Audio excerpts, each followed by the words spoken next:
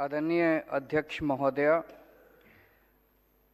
सबसे पहले मैं देश के लोगों को बहुत बहुत बधाई देना चाहता हूं कि ये न्यूयॉर्क टाइम्स में जो खबर छपी, ये न्यूयॉर्क टाइम्स का फ्रंट पेज है और आप देखोगे पूरा का पूरा लगभग 80% फ्रंट पेज 18 अगस्त को हमारे देश के एक स्कूल की फ़ोटो उसमें छपी है। 9th क्लास की फ़ोटो है।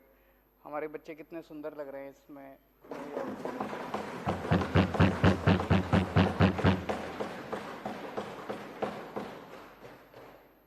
और उसके नीचे मनीष सिसोदिया जी की फ़ोटो छपी है, लिखा है मनीष सिसोदिया दिल्ली एजुकेशन मिनिस्टर। ये पूरे देश के लिए गर्व की बात है, 130 करोड़ भारतीयों के लिए गर्व की बात है। सबका सीना चौड़ा हो गया जिस दिन ये खबर छपी थी। मैं समझता हूँ पूरे देश में अगर आप पूछो कि केंद्र सरकार में शिक्षा मंत्री कौन है, मुझे नहीं लगता किसी को भी पता होगा। मैं अगर आप पूछो कि उत्तर प्रदेश का शिक्षा मंत्री कौन है, किसी को नहीं पता होगा। मैं एक वो देख रहा था सोशल मीडिया पे, ये टीवी वाले कई बार बच्चों से पूछते हैं। एक बच्चे से पूछा, बेटा केंद्र का शिक्षा मंत्री कौन है? बोला मनीष सिसोदिया। उससे पूछा उत्तर प्रदेश का शिक्षा मंत्री कौन है? बोला मनीष सिसोदिया। उससे पूछा राजस्थान का शिक्षा मंत्री कौन है? बोला इस देश में एक ही शिक्षा मंत्री है और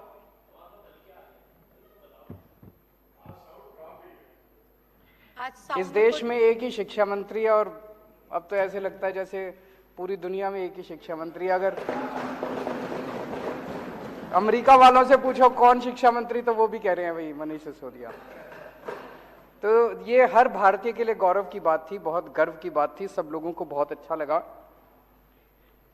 ये खबर छपी थी 18 अगस्त को और उसी के एक हफ्ते बाद 25 अगस्त को इसी अखबार में, अमेरिका के इसी अखबार में ये एक और खबर छपी थी, Modi's India is where global democracy dies. Modi के भारत में जनतंत्र की हत्या हो रही है। इसी के एक हफ्ते बाद एग्जैक्टली 25 अगस्त को यह खबर छपी है। बहुत तकलीफ होती है जब दुनिया के किसी भी कोने में, किसी भी अखबार में अगर देश के खिलाफ कोई खबर छपती है, भारत के खिलाफ कोई खबर छपती है, हर भारतीय के दिल में बहुत पीड़ा होती है। इस किस्म की खबर अगर छपती है तो बहुत तकलीफ होती है। आज देश में दिल्ली सरकार शायद अकेली सरकार है जो ऐसे ऐसे काम कर रहे हैं जिसकी चर्चा पूरी दुनिया में हो रही है। पूरी दुनिया के अंदर आज देश का नाम रोशन कर रहे हैं। जैसे डोनाल्ड ट्रंप साहब की वाइफ आई थी, वो मिलेनिया ट्रंप, मैंने पता किया चारों तरफ से, हर जगह अपने पति के साथ, अमेरिका के राष्ट्रपति के साथ जाया करती थी, दुनिया के हर देश में। मैंने पता किया भाई कहाँ कहाँ गई, जहाँ वो स्कूल देखने गई, अभी तक कहीं पूरी दुनिया में कोई स्कूल देखने नहीं गई। जब दिल्ली में आई तो बोली हम दिल्ली सरकार के, आम आदमी पार्टी के स्कूल देख के आऊंगी। ये तो गर्व की बात है, पूरे देश के लिए गर्व की बात थी।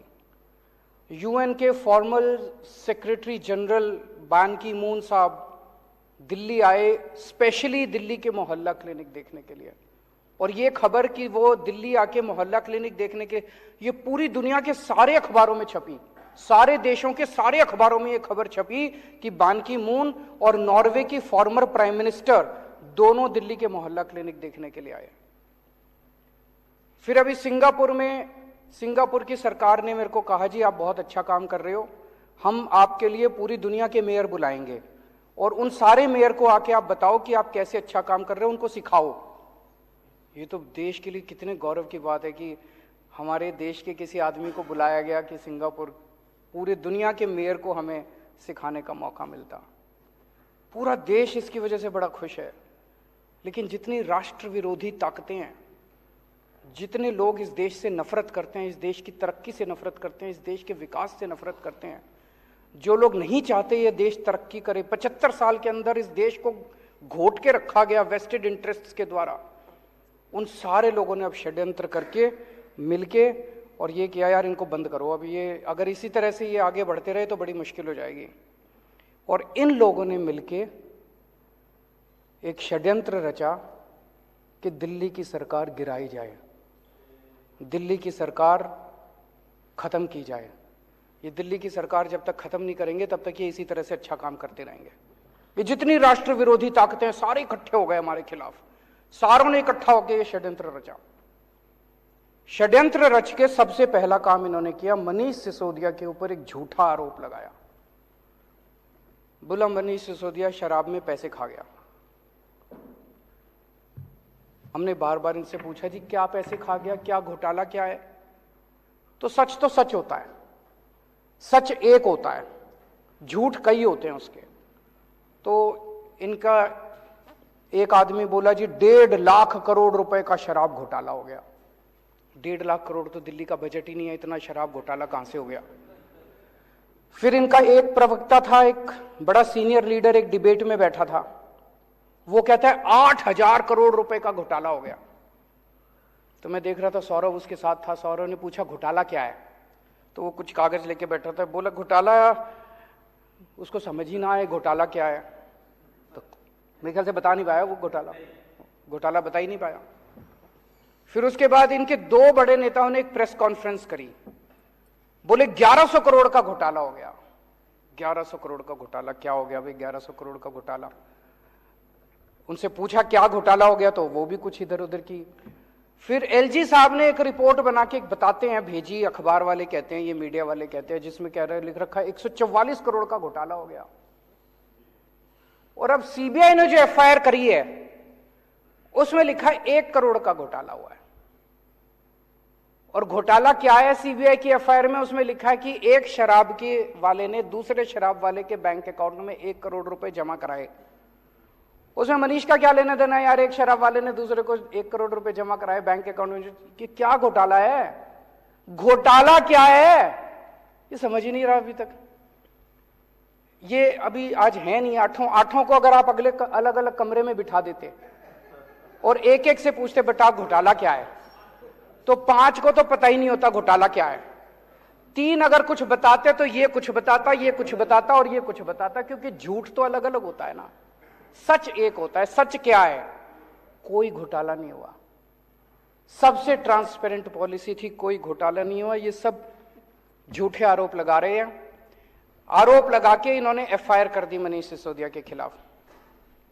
अगले दिन रेड करने इनके घर पहुंच गए, 14 घंटे तक रेड करी। कितने कमरे हैं आपके यहां? 4-5 कमरे हैं। 4-5 कमरे में टॉयलेट, 2-3 टॉयलेट हैं, रसोई है। सारा छान मारा इन्होंने, सारा छान मारा इन्होंने। इतना गहन जांच करी, दीवारों यूं यूं करके देखा, खोखली तो नहीं है दीवार, इसमें तो जेवर नहीं रख रखे, इसमें जो पिक्चरों में दिखाते। फिर वो उन्होंने गद्दे भी फाड़ फाड़ के देखे, गद्दों में तो नहीं रख रखे, तकिए फाड़ फाड़ के देखे, इनके सारे कपड़े, अलमारी, फलाना सारा कर करा के शाम को निकल गए। 98 भी नहीं मिली, 54 भी नहीं मिली, अनअकाउंटेड 54 भी नहीं मिली। कोई जेवर नहीं मिले, कोई पैसा नहीं मिला, कोई जमीन जायदाद के कागज नहीं मिले, कोई इंक्रिमिनेटिंग डॉक्यूमेंट्स नहीं मिले, कुछ कोई दस्तावेज कुछ नहीं मिला। मतलब मैं पूछ रहा था इनसे कि 30-35 लोग आए थे, उनके खाने का खर्चा भी नहीं निकला रेड के अंदर, रेड का खर्चा भी नहीं निकला और वो चले गए। आज 7 दिन हो गए, 8 दिन हो गए रेड को, अभी तक कुछ पता नहीं चला भाई इनके यहाँ क्या निकला। कुछ नहीं निकला इनके यहाँ, पूरी की पूरी फर्जी रेड थी। जब रेड खत्म हो गई तो हम सोच रहे थे क्यों कर रहे हैं। अगले दिन मनीष सिसोदिया जी के पास इनका कोई आदमी संदेश भेजता है।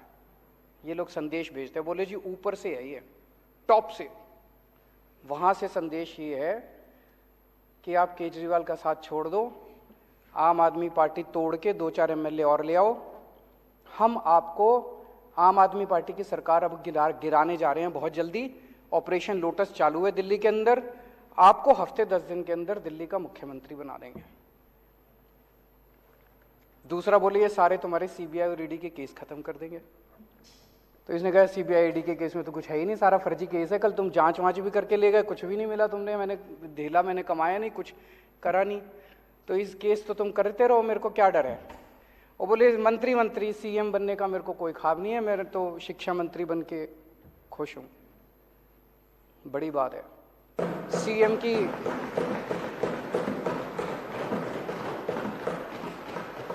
सीएम की कुर्सी ठुकराना कोई हंसी खेल थोड़ी है। नहीं तो आदमी तो सीएम की कुर्सी के लिए पता नहीं इतिहास में कितने बड़े बड़े बवंडर हुए हैं, कितने बड़े बड़े, तो सीएम की कुर्सी ठुकरा दी इन्होंने। मैंने पिछले जन्म में कुछ पुण्य किए होंगे जो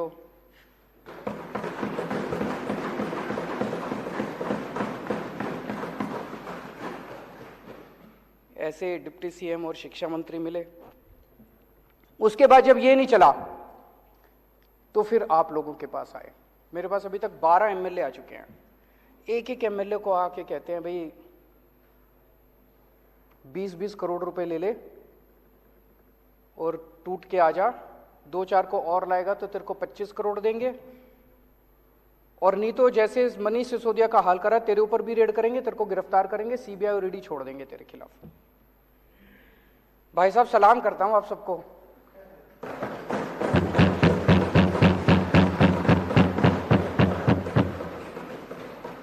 कोई नहीं टूटा, एक भी नहीं तोड़ पाई अभी तक।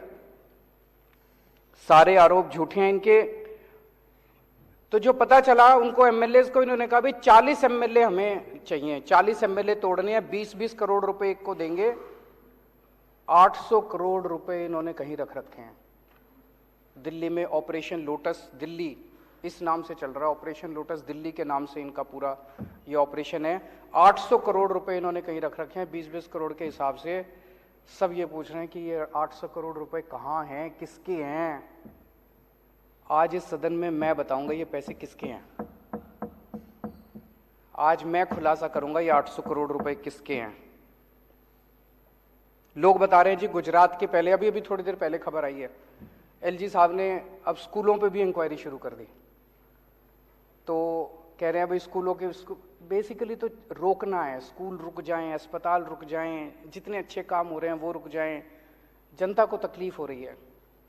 तो सब कह रहे हैं ये गुजरात की वजह से हो रहा है। गुजरात में जैसे जैसे हमारा ग्राफ बढ़ता जा रहा है, पागलपन छाया हुआ गुजरात में। लोग दुखी हो चुके हैं इन लोगों से। जहां जाते हैं हर गांव, पूरे के पूरे गांव आम आदमी पार्टी के साथ जोड़ते जा रहे हैं गुजरात। किसी ने सोचा नहीं था। लोग तो कहते थे इनका गढ़ है, कोई गड़बड़ नहीं है, गढ़ टूट रहा है, इनका किला ढह रहा है।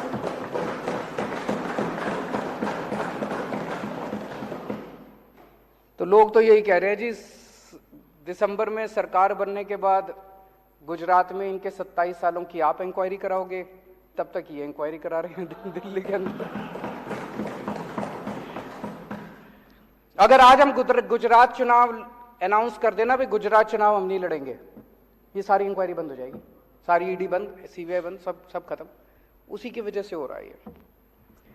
कई सरकार गिरा चुके अभी तक ये देश में। गोवा की सरकार गिराई, कर्नाटक की सरकार गिराई, महाराष्ट्र की सरकार गिराई, असम की सरकार गिराई, मध्य प्रदेश की सरकार गिराई, बिहार की सरकार गिराई, अरुणाचल प्रदेश की सरकार गिराई, मणिपुर की सरकार गिराई, मेघालय की सरकार गिराई। शहर में एक सीरियल किलर आया हुआ है जो एक के बाद मर्डर करता जा रहा है, एक के बाद एक मर्डर करता जा रहा है। जनता सरकार चुनती है, ये सरकार गिरा देते हैं। मतलब जनता को तो रौंद रखा है। महाराष्ट्र में जनता ने एक सरकार चुनी, गिरा दी। गोवा में जनता ने एक सरकार चुनी, गिरा दी। जनता के पीछे पड़े हैं और सब जगह पैटर्न एक ही है। अभी जैसे महाराष्ट्र में भी हम लोगों ने देखा, जितने टूट के इधर से उधर गए, बताते हैं सबके पीछे सीबीआई ईडी पड़ी थी। सीबीआई और ईडी उनको बुला रही थी, जैसे वो इधर से उधर गए सीबीआई ईडी के केस बंद। सेम पैटर्न हर जगह यही चल रहा है। पहले ये सीबीआई और ईडी के केस लगाते हैं 4-5 के खिलाफ, तो दूसरे वाले सारे डर के, जिन्होंने गलत काम कर रखे होते हैं, वो सारे डर के फिर उनको मैसेज भेजते हैं भाई तुम्हारा भी यही हाल कर देंगे तुम, तो सारे इनके पास आ जाते हैं, फिर ये तोड़ लेते हैं, फिर ये सरकार गिरा देते हैं। सेम पैटर्न है। वो जो सीरियल किलर का पैटर्न होता है, आपने वेब सीरीज देखी होंगी आजकल काफी आ रही हैं, जैसे सीरियल किलर का पैटर्न होता है ना, वैसे उसी पैटर्न, सेम पैटर्न है। यही पैटर्न इन्होंने दिल्ली में किया कि सीबीआई ईडी भेजी, पहले सत्येंद्र के खिलाफ भेजी, फिर मनीष के खिलाफ भेजी। अब आपको डरा रहे हैं कि तुम्हारा भी यही हाल कर देंगे, सत्येंद्र वाला हाल कर देंगे, तुम्हारा मनीष वाला हाल कर देंगे। डरा के ये दिल्ली में आम आदमी पार्टी को तोड़ना चाहते हैं। लेकिन हमने कुछ गलत कर ही नहीं रखा, तो हम सीबीआई और ईडी से क्यों डरे? हम कहते हैं कर लो, हमें जेल जाने से डर नहीं, सारे इनमें आधे से ज़्यादा तो जेल जा चुके, तो कर लो, जो करना कर लो, हमारे को क्या फर्क पड़ता है। अभी तक 277 एमएलए खरीद चुके हैं ये लोग। 277 एमएलए पिछले कुछ सालों के अंदर ये लोग खरीद चुके हैं। दिल्ली में अभी रेट 20 करोड़ का था, महाराष्ट्र में सुनते थे 50 करोड़ है, दिल्ली वालों को पता नहीं क्यों दिल्ली में कह रहे, पर मान लो 20 भी मान लो, 20 करोड़ के हिसाब से खरीदा तो 277 एमएलए के लिए इन्होंने 5,500 करोड़ रुपए खर्च किए, और दिल्ली के लिए 800 करोड़ रख रहे हैं, तो 6300 करोड़ रुपए 6300 करोड़ रुपए इन्होंने ऑपरेशन लोटस में खर्च किए। ये पैसा कहां से आया? ये पैसा किसका है? 6300 करोड़ रुपए खर्च कर दिए इन लोगों ने एमएलए खरीदने में। ये किसका पैसा है? इसका मैं आज खुलासा करना चाहता हूं। आज देश का हर आदमी महंगाई से बड़ा परेशान है। 2014 में डीजल का दाम था 54 रुपए, अब हो गया 90 रुपए। पेट्रोल का दाम था 2014 में 60 रुपए, अब हो गया 110 रुपए। सीएनजी 37 रुपए थी, 75 रुपए पहुंच गई। एलपीजी 410 रुपए की थी, 1053 रुपए का एक सिलेंडर हो गया। वनस्पति ऑयल 70 रुपए का था, 170 रुपए हो गया। और नमक 7 रुपए का था, 15 रुपए हो गया। हर चीज के दाम बढ़ गए, डबल ट्रिपल हो गए। एक आम आदमी बेचारा, तनख्वाह बढ़ी नहीं है, घर कैसे चलाए तो कैसे चलाए वो? ये जितनी जीएसटी, ये जितना महंगाई हो रही है, इतना जीएसटी लगा दिया इन लोगों ने। ये सारा पैसा कहां जा रहा है? ये सारा पैसा दो चीजों में जा रहा है। एक, अपने अरबपति दोस्तों के कर्जे माफ करते हैं, और दूसरे ये एमएलए खरीदते हैं। इन दो चीजों में जा रहा है।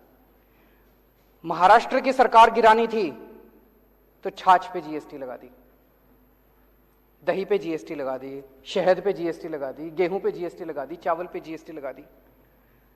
अगर अपने एक दोस्त का कर्जा माफ करना होता है, पेट्रोल के दाम बढ़ा देते हैं। दूसरे के दोस्त का कर्जा माफ करना होता है, डीजल के दाम बढ़ा देते हैं। अगर गोवा की सरकार गिरानी होती है, यहां पे जीएसटी बढ़ा देते हैं। जितना पैसा जीएसटी और महंगाई की वजह से हो रहा है, पेट्रोल का दाम बढ़ रहा है, डीजल का दाम बढ़ रहा है, इसका अधिकांश पैसा केवल और केवल अरबपति दोस्तों के कर्जे माफ करने में और ये एमएलए खरीदने के अंदर जा रहा है। अब ये कह रहे हैं झारखंड की सरकार गिरने वाली है। देख लेना, शर्तिया तौर पे मैं कह रहा हूं, अगले 10 दिन के अंदर कहीं ना कहीं जीएसटी या पेट्रोल या डीजल के दाम ना बढ़ जाए तो बढ़ेंगे, और वो सारा पैसा जो है वो एमएलए खरीदने के लिए जाएगा इनका झारखंड। आज मैं देश की जनता से कहना चाहता हूं, हमारे देश की जनता जरूरत पड़े तो देश के लिए बलिदान करने को तैयार है। आज मैं देश की जनता से पूछना चाहता हूं कि क्या आप इस तरह से इनके अरबपति दोस्तों के लिए इस तरह से पैसा लुटाते रहोगे? क्या आप एमएलए खरीदने के लिए अपने बच्चों के पेट काटते रहोगे? आज अगर हमारी सेना को पैसे की जरूरत पड़े, हमारे देश के लोग एक टाइम की रोटी नहीं खाएंगे, सेना के लिए कुछ भी कर देंगे, लेकिन क्या इनके अरबपति दोस्तों के लिए हम ये करने को तैयार हैं? आज एक तरह से कई लोगों को मैं जानता हूं, कई परिवार ऐसे हैं, पहले 1.5 किलो दूध लिया करते थे दिन का, अब वो कम करके 1 किलो कर दिया जब से ये महंगाई हो रही है, जब से ये जीएसटी लगा है।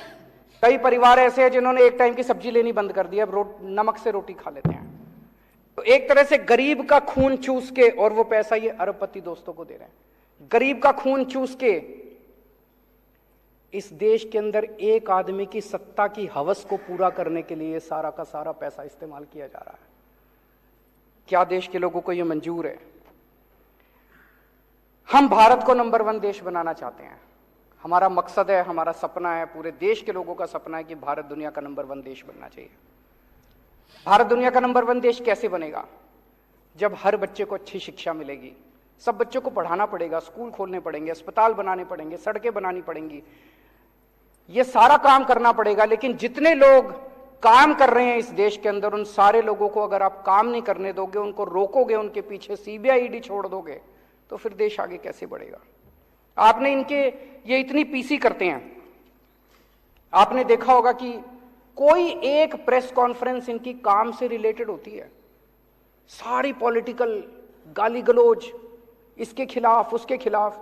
और हमारी प्रेस कॉन्फ्रेंस देख लो, 90% हमारी प्रेस कॉन्फ्रेंस जो है काम से रिलेटेड होती है। स्कूल बना दिया जी, अस्पताल बना दीजिए, अब इतने मोहल्ले क्लिनिक खोल दीजिए, अब ये काम कर दीजिए। हम केवल काम के ऊपर करते हैं, ये केवल और केवल शुद्ध राजनीति करते हैं।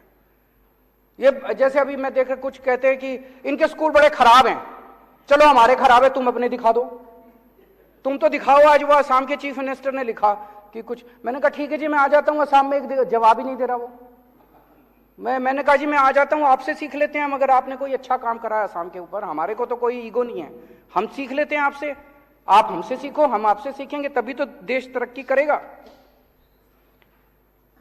ये कहते हैं हम भ्रष्टाचार के खिलाफ लड़ाई लड़ रहे हैं, जितने भ्रष्टाचारी हैं उनके खिलाफ कर रहे हैं।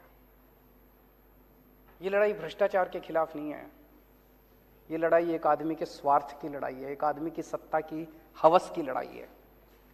15 अगस्त को लाल किले पे खड़े होकर उन्होंने कहा पूरे देश को कि मैं भ्रष्टाचार की लड़ाई लड़ रहा हूं, देशवासियों मुझे आपका साथ चाहिए। साहब अगर आप भ्रष्टाचार की लड़ाई लड़ते तो आपको देशवासियों का साथ मांगने की जरूरत नहीं पड़ती। इसका मतलब आप जानते हैं कि देश आपके साथ नहीं है, आप ये जो नौटंकी कर रहे हो, इसका मतलब देश आपके साथ नहीं है, आपको मांगना पड़ रहा है। दिल्ली में मैंने भ्रष्टाचार की लड़ाई लड़ी, मैंने तो कभी नहीं कहा दिल्लीवासी खुद ही मेरे साथ हो रहे हैं, मैंने तो नहीं कहा दिल्लीवासियों मेरे को आपका साथ चाहिए। अभी कोई कल बता रहा था, एक ऑफिस में बैठा था, सरकारी ऑफिस में दिल्ली में, हमारा कोई वॉलंटियर बोला वहां पे अंदर अफसर काफी लेट कर रहा था, 1 घंटे से बिठा रखा था, तो वो आपस में बात कर रहे थे, 2-4 लोग बैठे थे। कहते इसको पता नहीं है अफसर को, अभी केजरीवाल को मैंने ट्वीट कर दिया ना, इसकी नाक में दम कर देगा। जनता को भरोसा है, हमें साथ मांगने की जरूरत नहीं पड़ रही।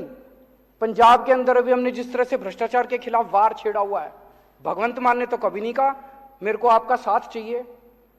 आपको पता है आपके साथ देश की जनता नहीं है। इस गंदगी में देश की जनता देख रही है कि आप भ्रष्टाचार के खिलाफ लड़ाई नहीं लड़ रहे, आप अपने स्वार्थ की लड़ाई लड़ रहे हैं, आप अपनी सत्ता की हवस की लड़ाई लड़ रहे हैं। मैं आज आपको 5 मुद्दे देता हूं। अगर आपकी लड़ाई भ्रष्टाचार की लड़ाई है, इन 5 में से एक के ऊपर आप जांच करा के दिखा दो, मैं मान जाऊंगा। गुजरात में जाता हूं आजकल, गुजरात में इतने पेपर लीक होते हैं, इतने पेपर लीक होते हैं, और सारे इनके आदमी कराते हैं, सारे इनके आदमी कराते हैं। जनता तंग आ चुकी है, बच्चे तंग आ चुके हैं, सुसाइड कर रहे हैं, पेपर रोज लीक हो रहे हैं और इनके लोग करा रहे हैं। एक भी आदमी पेपर लीक के मामले में जेल नहीं गया। मैं चैलेंज करता हूं, एक आदमी को दिसंबर के चुनाव के पहले आप जेल भिजवा के दिखा दो, अगर हिम्मत है तो लड़ाई आपकी भ्रष्टाचार के खिलाफ नहीं है, भ्रष्टाचार का तो आप बेनिफिशियरी हैं। इतना नशा गुजरात के अंदर बिक रहा है। बताते हैं इनके दोस्त का एक पोर्ट है, वहां पे कम से कम 10,000 करोड़ रुपए की ड्रग्स पकड़ी जा चुकी होंगी। हिम्मत है तो सीबीआई ईडी वहां भी करके दिखा दो। हैं 22,000 करोड़ बता रहे हैं, 22,000 करोड़ रुपए का नशा पकड़ा जा चुका, कोई सीबीआई नहीं है। 22,000 करोड़ रुपए की इनके दोस्त के यहां नशा पकड़ा गया, कोई सीबीआई नहीं, कोई ईडी नहीं। चोर यही नजर आता है इनको। मैं इनको चैलेंज करता हूं, जहरीली शराब से अभी 50 से ज्यादा आदमी मर गए जहरीली शराब से। इनके आदमी बेचते हैं, इनके आदमी जहरीली शराब बेचते हैं गुजरात के अंदर। मैं चैलेंज करके करता हूं, एक आदमी के खिलाफ सीबीआई ईडी करके दिखा दो, नहीं करेंगे। अभी साहब बुंदेलखंड एक्सप्रेसवे का उद्घाटन करने गए, प्रधानमंत्री बुंदेलखंड एक्सप्रेसवे का उद्घाटन करने गए, उद्घाटन करने के 5 दिन के बाद वो धंस गया। इससे बड़ी बेइज्जती नहीं हो सकती देश की, इससे बड़ी बेइज्जती देश की नहीं हो सकती। मेरे यहां अगर कोई होता ना दिल्ली में, ऐसी तैसी कर देता मैं उसको, और इन्होंने कोई एक्शन नहीं लिया। उसके खिलाफ सीबीआई ईडी नहीं, बता रहे हैं उसको 2 और 4 ठेके और दे दिए, बड़ा शाबाश, बहुत अच्छा काम किया। उसको 4 ठेके बता रहे हैं और दे दिए। बुंदेलखंड एक्सप्रेसवे धंस गया, उसकी कोई सीबीआई ईडी नहीं है। 10 लाख करोड़ रुपए के कर्जे जिनके माफ करे, 10 लाख करोड़ रुपए के अपने अरबपति दोस्तों के इन्होंने कर्जे माफ कर दिए। उसमें कई लोगों ने बीजेपी को चेक में डोनेशन दे रखी है। इससे बड़ा सबूत रिश्वत का हो सकता है? भाई तुमने उससे डोनेशन ली और डोनेशन लेके उसके कर्जे माफ कर दिए, इससे बड़ा रिश्वत का सबूत क्या होगा? हिम्मत है तो जरा सीबीआई ईडी 5 केस दे दिए मैंने आज, कहोगे तो और 50 और दे देंगे। तो लड़ाई भ्रष्टाचार की नहीं है, लड़ाई स्वार्थ की है, लड़ाई सत्ता हथियाने की है, जनता को तंग करने की है। पिछले कुछ दिनों से ये चल रहा है कि इन्होंने इतने आदमी, इतने एमएलए तोड़ लिए, इतने एमएलए तोड़ लिए, इतने, मेरे पास कई फोन भी आ रहे हैं लोगों के कि जी सब ठीक है ना, 2-4 कितने गए, बहुत फोन आ रहे हैं मेरे पास। तो अध्यक्ष महोदया, मैं इस सदन के अंदर कॉन्फिडेंस मोशन लाना चाहता हूं, दिल्ली की जनता को दिखाने के लिए कि उन्होंने जिन लोगों को चुना है वो एक एक हीरा है। ये मर जाएंगे, कट जाएंगे, लेकिन ये टूटने वाले नहीं है, एक भी आदमी नहीं टूटा। कॉन्फिडेंस मोशन इस सदन के अंदर लाना चाहता हूं ताकि जनता के सामने ये साबित हो जाए कि बीजेपी का ऑपरेशन लोटस दिल्ली में आके ऑपरेशन कीचड़ बन गया। बहुत बहुत शुक्रिया।